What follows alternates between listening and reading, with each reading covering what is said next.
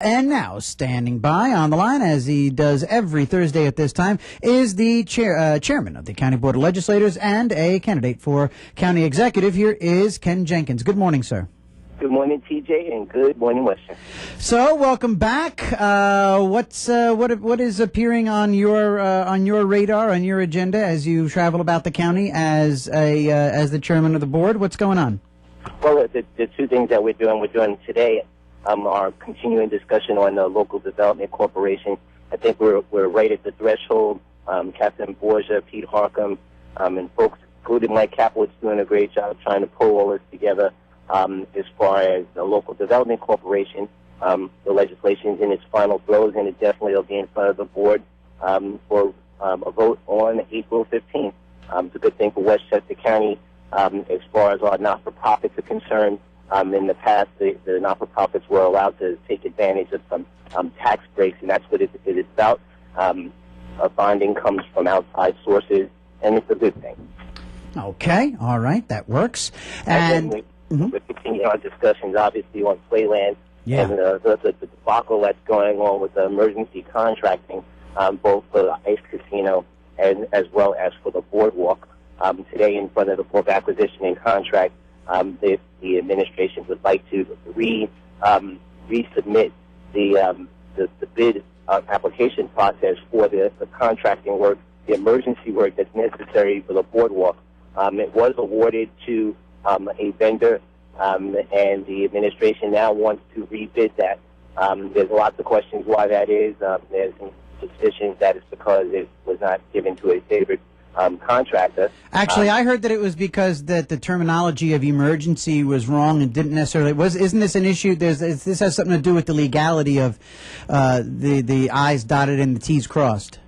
Well, you know, that sounds plausible, except that the emergency was declared. It existed. There's no question that the emergency still exists because there's property damage and people can get hurt for that, and it has to be done to protect the property of Westchester County, which clearly is in the emergency definition. So, it sounds plausible to say, oh, yeah, the I's dotted and T's crossed, but when you see the list of vendors that bid for the emergency work, and an emergency work skips through that public bidding process, it's only for folks that are on this thing called the pre-qualification list, and you see that a vendor was allowed to bid that wasn't on that list. They didn't get the job, and now it needs to go out to contract. It raises very smelly questions. Who was the vendor that was? The vendor that we're getting the list, so we have that information. We'll give that out when we have the list of vendors for sure. Wait. So you don't have the list of vendors for sure, but yet you're sending out the implication that something stinks. Well, we know one of the vendors that was allowed to bid on this was the Arvin Group, which gets a lot of contracts from Westchester County, and we want to see the bid because it's public record and we get to see them, and we want to see the bid that came in. So the lowest responsible bid was under what the other folks did, and now it's got to go for a non-emergency process, which obviously is going to take about 6 weeks to accomplish. So it will be in the middle of April before the contract would be awarded for emergency work for the Playland Boardwalk, which was the damage from Hurricane Sandy several months ago. And we're not even going to go to the ice casino debacle, where the Pucks for Playland folks, the hockey folks, the clubs, the schools that utilize the facility, you know, we're acting like we never had any damage to any building ever in kind, and we don't know how to run a contract on an emergency basis.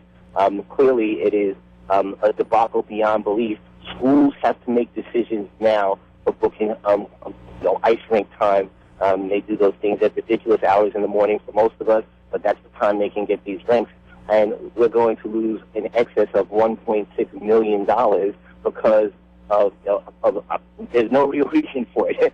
There's an emergency. It needs to get done. And the ice casino roof project, by the way, was a project that the administration advanced as part of their capital program in 2011. It's not something that we didn't know needed to be done. And the hurricane exacerbated the problem, and obviously can give some good cover to get the work done immediately. But again, you know, when you talk about the bidding contract process, when you talk about openness and transparency, and you see all of these things that sound like they're good things and plausible. Hey, in emergencies, there's work to be done, and we need to take care of that. Right. And other places are able to move forward on these things, and that hasn't happened. That's what the problem. And so, and just to recap, that the first missive that you fired there was that And listen, when I hear about bidding, when I hear contracts, and I hear that, because I'm just a street level guy, I'm not a political science nothing. I don't claim to know, but when my street level dummy ears hear about awarding contracts and bid and improper and this and that sounds to me like somebody saying somebody broke the law. Is that what you're saying? Well, we're going to determine that for sure, but obviously they have a cover that suggests that the county attorney, who has been found wrong several times in this last particular process in court, is suggesting that there's not a term of an emergency now in March. And the terms of emergency, there's very clear delineation in county law on what that is. There's a problem, right? There's a problem when you go through a process of an emergency bid, and people come in and they submit applications, and extra people are allowed to bid, and then the person that is in most favored nation status doesn't get that. That's a problem, and we're going to get to the bottom of it. And there's some illegalities in that, and some people should get fired, and some other people should go to jail. All right, great. Okay, so, and now, by the way, you're going to have to back that up, and I won't forget it. So if it does come out to be dirty, then fabulous. I support anybody and everyone going to jail. If not, then don't think I won't be holding your feet to the fire for a retraction. Absolutely, you should. Yeah, and now just going forward here to look back, we had the I haven't spoken to you since, I think it was the end of last week, was the press conference that was held about the budget and the budgetary process and the government, the social services, etc. Any kind of further comment you wanted to make on that? Absolutely, TJ. One of the comments we talked about was the child care and supportive services that come from our social services agency.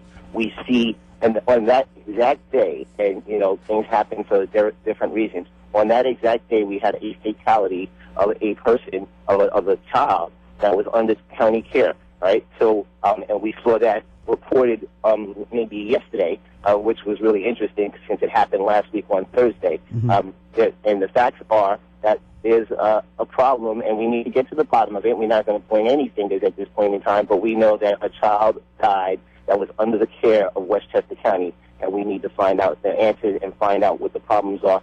And some of us are really concerned that because of the severe cuts in social services, the modifications that have been done, things that have happened, that has exacerbated this particular problem. And again, we're going to hold somebody's feet to the fire as well. Are you talking about the low-income daycare parent? That whole thing? The low-income daycare is only a portion of the whole social services safety net component that's been decimated under this administration. We're talking about the social services employees, the ability to get work done.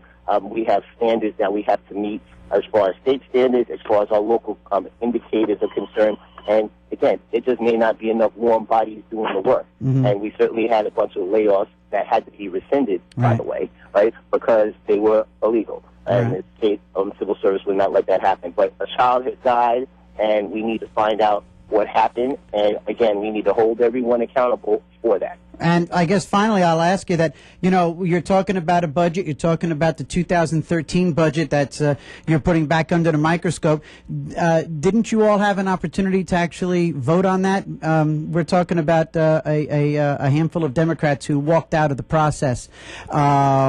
And now you're coming back and complaining about it. You had your chance to do your job as legislators to stay and vote, but you chose to walk out of the room.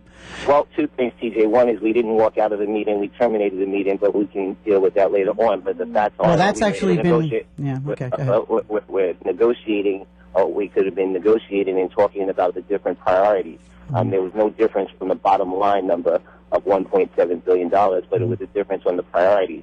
The 8 Democrats chose to focus on priorities such as child care and focusing on social services safety net programs and making sure that we had employees that could do the work that was necessary, like social services workers that were laid off and had to be rehired. We're talking about that level of difference in priorities instead of using $5.7 million and 57 patronage all those kind of things. Yeah, those should be continue to be discussed, and we're going to continue to highlight them. This is the budget that the Asterino administration wanted. He got it, right. And now he has to live with those consequences. And all of those who supported that need to do that as well. Yeah. All right. Well, next time instead of a show, I say you guys stay in the room. Anyway, listen, Ken Jenkins, good man. Every week you're here like clockwork, and I know you're about to travel around the county. Please do so safely. All right. Thank you, everyone. Have a great day. Be well. Have a good one there. There goes Ken Jenkins.